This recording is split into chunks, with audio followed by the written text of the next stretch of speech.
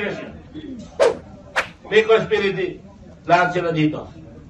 We therefore recommend that the following be further investigated or where evidence will suffice prosecuted for violations of the following law. Tatanungin nyo na naman ako dito.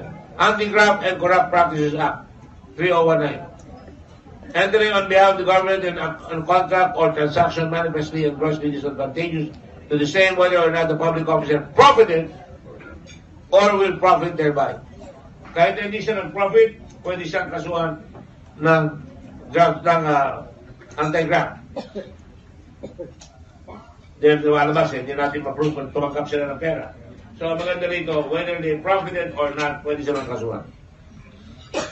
Lahat yan pumapataw kay President Aquino, kay Secretary Green, kay Florencio Abad, kay Julius Arizona. Because Allah, a public officer, may contract or transaction for and behalf of the government. The contract transaction is manifestly and grossly disadvantageous to the government, whether or not they have just profited or will profit thereby. So they are all charged. Sinabi ng mga pangalan. B. Section 3A, persuading, inducing, or influencing another public officer to perform an act constituting a violation of rules and regulations duly promulgated by competent authority or defense in connection with the official duties of the latter, or allow himself to be persuaded, induced, or influenced to commit such violation.